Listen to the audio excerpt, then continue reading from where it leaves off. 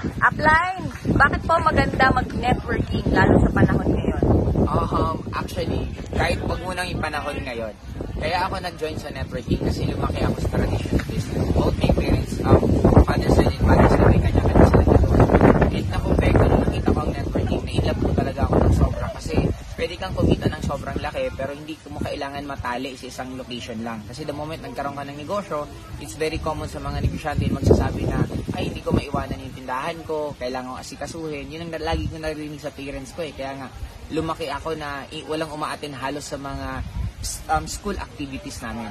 Kaya doon ako pumunta sa networking. And sobrang bonus na po kasi right now, nagkaroon po tayo ng pandemic. And good news, in spite of the pandemic that we have right now, isa po sa pinaka nag-prosper na business is ang network marketing. Katulad po ng Empowered Consumerism kasi sobra po dami talaga ang kumita ng malaki. Yes, napakarami po taong nawalan ng trabaho, napakaraming tao hanggang ngayon, wala po kinikita. But ang Empowered Consumerism, sobra po siyang lumakas. Why? Number one, because it's very flexible. Pwede po siyang gawin kahit sinong tao, may pinag-aralan ka o wala, may pangarap ka man or wala, ano man ang itsura mo, pwede mo siyang gawin. That's number one, flexible. Second, napakamura po ng capital. Kasi katulad ako, nag-indulge din po ako sa mga ibang traditional business and good news po talaga, lahat po nalugi. O, diba?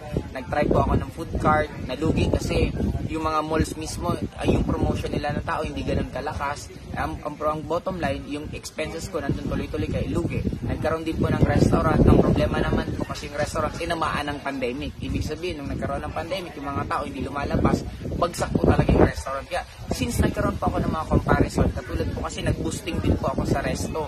Ang good news po kasi pag nag-boosting ka sa resto, yes, lalakas po yung kita mo kasi maraming kakain na mga tao. Pero after tingil ng boosting, hihina po ulit.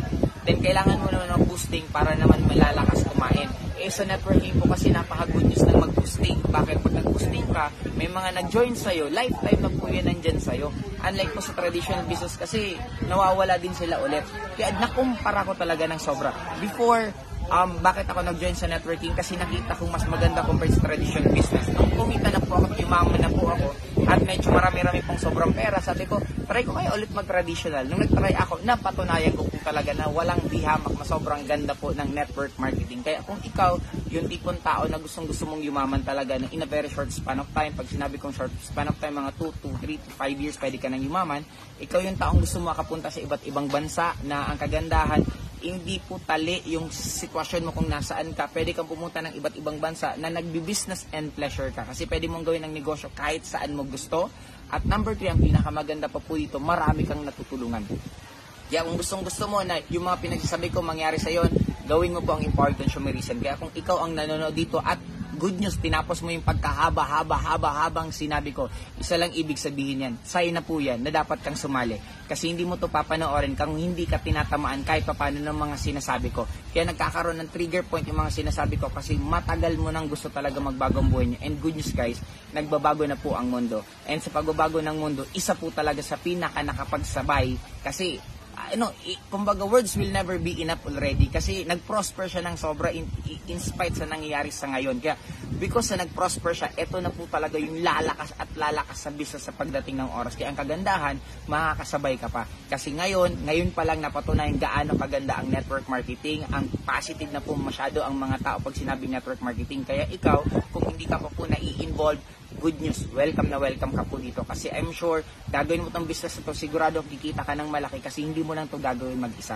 Nandito po kami, isang buong community na tutulong po sa'yo para mas maging mabilis ang results mo dito sa Empowered Consumerism.